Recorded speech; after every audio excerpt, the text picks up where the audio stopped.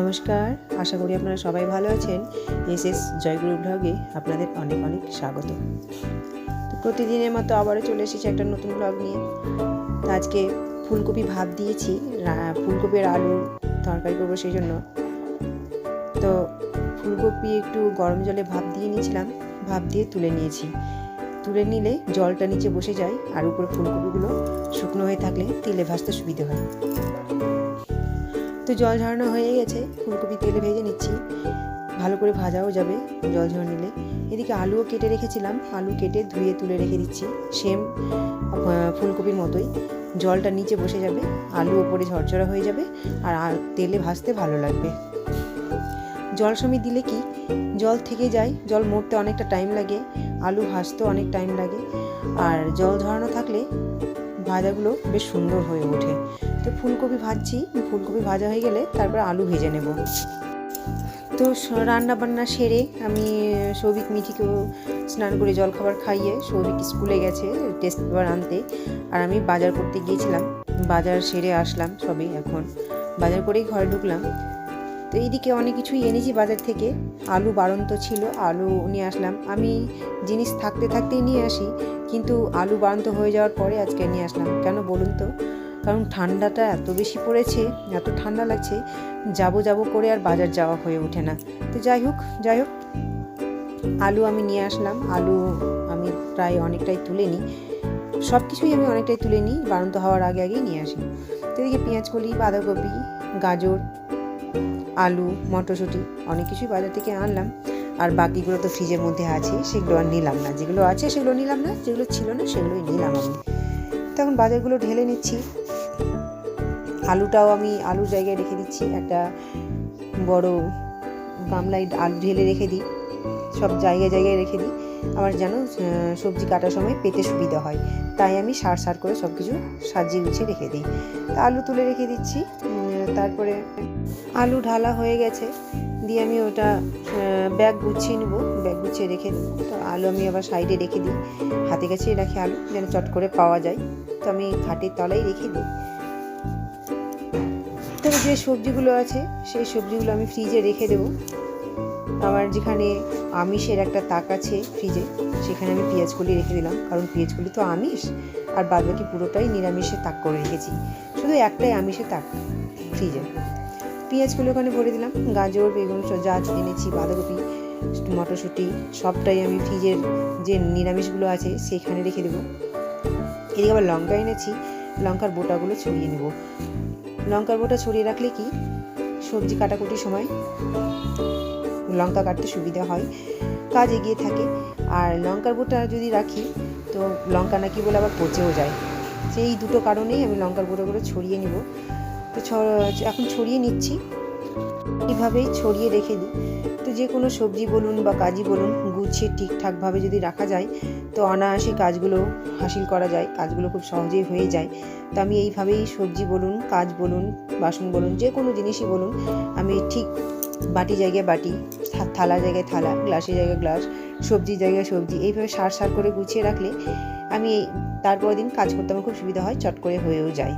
দিকে লঙ্কার বোটা ছড়াতে আমার মনে পড়লো দুধ গরম করে তো যাইনি বাজারে, তাই আমি দুধ গরম করতে বসিয়ে দিচ্ছি। আজকে কাণ্ড হয়েছে, আমি দুধ আনতে যাইনি, মিঠিকে পাঠিয়েছিলাম।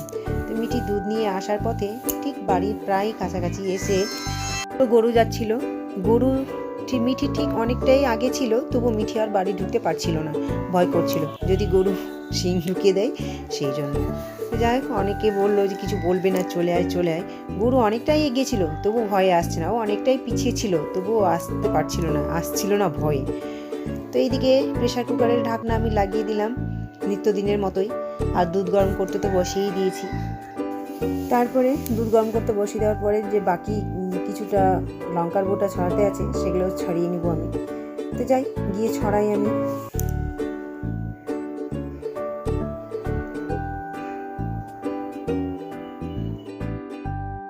লঙ্কার বোটানো ছড়ানো প্রায় কমপ্লিট হয়ে এসেছে। এদিকে গ্যাসে দুধ বসিয়েছি।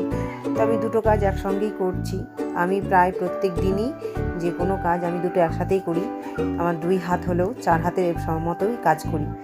যাই হোক, এবার সবগুলোই ফ্রিজের মধ্যে ভরে রেখে দেবো।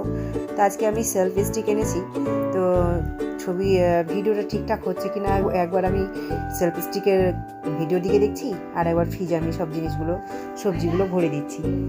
তো বাঁধাকপি, গাজর, লঙ্কা, মটরশুঁটি সবটা আমি ফ্রিজের মধ্যে ভরে রেখে দিলাম।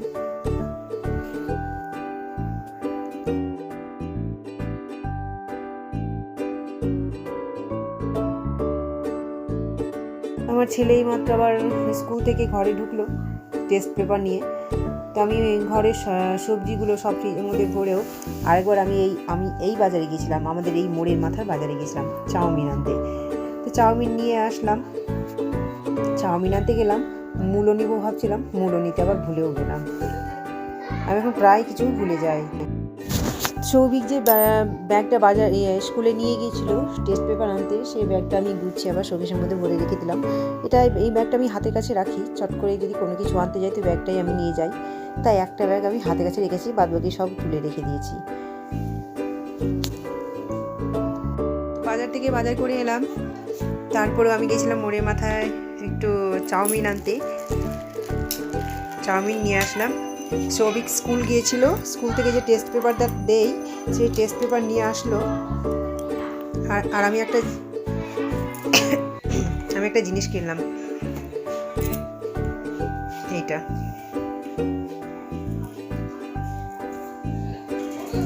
তো দুধে মোটা করে সর পড়েছে, এই সরটা তুলে নিব। এই সর তুলে জমা করে একদিন ঘি করা যাবে, বাড়ি দেশি গরুর ঘি।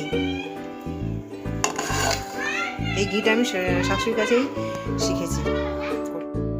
তো আজকে সৌভিক বলছে, তখন বাজে 1টা, সৌভিক বলছে যে মা আজকে আমি একটু তাড়াতাড়ি খেয়ে নেব, সকাল থেকে খুব একটা পড়া হয়নি, তো একটু কম পড়া হয়েছে, তাড়াতাড়ি খেয়ে আমি পড়তে বসে যাব। তো সৌভিকের কথা মতোই আজকে একটু তাড়াতাড়ি খেতে বসলাম। প্রতিদিন আমরা 1:30টায় বসি বা 1:45টায় বসি, সৌভিক টিউশন গেলে তো আরোই দেরি হয়। তো আজকে 1টার সময় খেতে বসে গেছি, তো ওদের খাবার দিয়ে দিলাম। আজকে এক তরকারি ভাত করেছি, কিছুই করিনি, একটু বাজারে গেছিলাম সেই জন্য।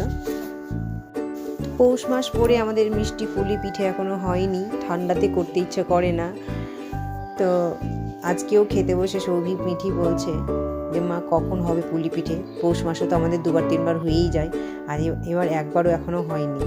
কেন যেন আমার একটু এনার্জিটা কমে গেছে, আর একার হাতে করতেও ইচ্ছে করে না। কেউ যদি একটু হেল্প করতো তাহলে করতে ভালো লাগতো।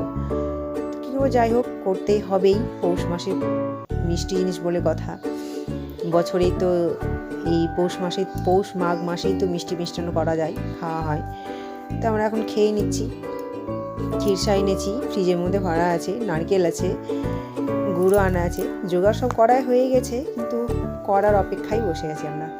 কেউ যদি একটু করে দিত খুব ভালো হতো, কিন্তু করার তো কেউ নাই, আমাকে একার হাতেই করতে হবে। তো আমরা খেতে বসে গেলাম। আমরা 3 মাথা একসাথেই খাই প্রতিদিনই, আর যখন যেটা দরকার পড়ে সেটা পরে হাতা দিয়ে তুলে নিয়ে নিই। আমার ভিডিওতে হঠাৎ করে ভিউজ কমে গেছে, কেন কমে গেল কিছুই বুঝতে পারছি না।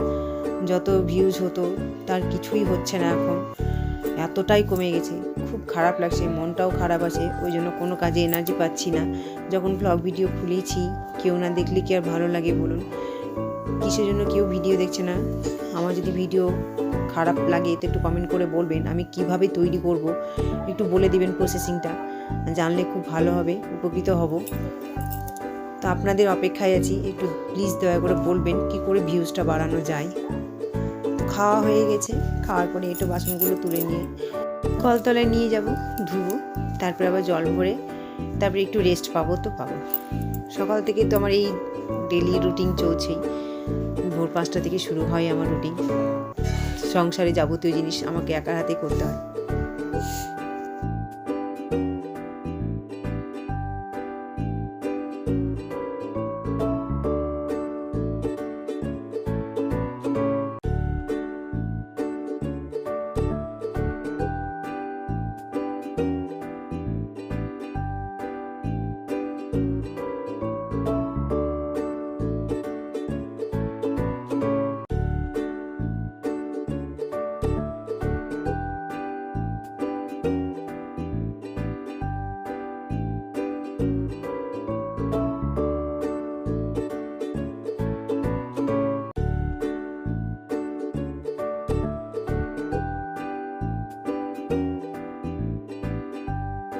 এখন আমি ছাদে যাচ্ছি, সকাল থেকে ছাদে মুখ দেখিনি। একবার এসেছিলাম যদিও, ছাদে নাইটিটা বলতে এসেছিলাম। এখানে আবার মেয়েটা আমার খেলছে, একা একা খেলছে। চুলগুলো করেছিস কি রে? এই ভূতের মতো চেহারা করেছে চুল। যাই হোক, রোদটা মিটমিট করছে, রোদ তো নাই বললেই চলে। সকাল থেকে রোদ উঠেনি, সূর্যটা হালকা দেখতে পাওয়া যাচ্ছে, আসছে না। তো নাইটিগুলো শুকিয়ে গেছে, এক সকালে দিয়েছিলাম, সারাদিনও শুকায়নি, এইমাত্র শুকিয়েছে দেখছি। হাত দিইনি, এই যে শুকিয়ে গেছে। হালকা রোদ করেছে, হাওয়া তো আছে, আবার কুয়াশাও আছে।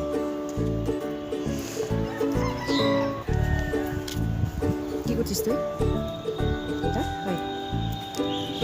কি করছিস? কি হলো?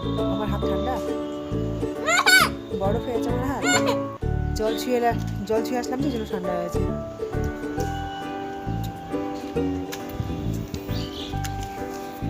তো হাওয়াও দিচ্ছে আর হালকা রোদ মিটমিটি করছে। তো এখন বেশ কিছুক্ষণ একটু বসবো, তারপরে আবার নিচে যাব। তো বাসা দেখো, আবার আসছি। তো ছাদে বেশ কিছুক্ষণ বসলাম, ভালোই লাগলো। রোদ নেই, হালকা হালকা রোদ, মিষ্টি মিষ্টি রোদ গায়ে লাগছে। আবার চতুর্দিকে চারিদিকে বাতাস, ঠান্ডা হাওয়াও বইছে, ভালোই লাগছে। ছাদে ভালোই লাগে বসতে, ঘরে সবসময় থাকি, তো ছাদে গেলে একটু মনটা পরিবর্তন হয়। তো যে জামা কাপড়গুলো মেরেছিলাম সকালে, সারাদিন পেরিয়ে এতক্ষণে তুলছি, কারণ আজকে রোদ উঠেইনি বললেই চলে, চারিদিকে আবার ঘন কুয়াশাও আছে। তো জামা কাপড়গুলো তুলে ভাঁজ করে নিচ্ছি। এইদিকে মিঠি ছোটাছুটি করছে, ওকে খুব ভালো লাগছে ছোটাছুটি করতে, এখান থেকে ওখান, ওই দিক থেকে ওই দিক, লুকোচুরি খেলা। পাশে আবার পাশ দিয়ে ট্রেন যাচ্ছে, এই ছাদে উঠলে সবটাই দেখতে পাওয়া যায়। ন্যাশনাল হাইওয়ে থেকে বা কোয়াটা বাস ছাড়লো, লরি যাওয়া, ট্রেন যাওয়া, সবটাই ছাদে দেখতে পাওয়া যায়। তো আমি যে বাড়িতে থাকি সেই বাড়িওয়ালি মাসি ছাদে এলো, প্রতিদিনই আসে, বসে গল্প করি, ভালো লাগে, একটু আড্ডা দেওয়া হয়, মাইন্ডটাও ফ্রি হয়, সবাই মিলেমিশেই থাকি। তো গল্প গুজব করছি, হাসি মজা সবটাই হয় আমাদের। প্রতিদিনই মিঠি জিজ্ঞাসা করে, মা উষা কোনটা, গোধূলি কোনটা? আমি প্রতিদিনই বলি, সকালবেলা যে সূর্য ওঠে, লাল বড় সূর্যের যে আবরণ দেখতে পাওয়া যায় তাকে উষা বলে, আর যেটা সূর্য অস্ত যায় সেটা গোধূলি, সেটাও লাল বড় সূর্য দেখতে পাওয়া যায়। তো মেয়েটারা ভুলেই যায়, আবার প্রত্যেক দিন এই বিকেল হলেই যখন সূর্য ডুববে তখন বলবে, মা গোধূলি, এটা কি উষা? তাই আমি বলবো যে না, এটা গোধূলি। মিঠি এইমাত্র গান গেয়ে আসলো, সেই সুজির হালুয়া খেলো, বাটিতে লেগে আছে। একটু পরে ডিনারে বসবো নাকি? জল খেয়ে পেট ভরে নিলি তো ভাত খেতে পারবি রাত্রে? পারবি? না খেতে পারলে কিন্তু বুঝতে পারবি। ভাত কেউ কোনোদিন বনে খায়? খাবার কেউ কোনোদিন বনে খায়? তো এই ব্লগটা এখানে শেষ করছি। আপনারা ভালো থাকবেন, সুস্থ থাকবেন। এই ব্লগটা কেমন লাগলো একটু কমেন্ট করে জানাবেন। ভালো লাগলে একটা লাইক, কমেন্ট, শেয়ার এবং সাবস্ক্রাইব করে দেবেন। নমস্কার।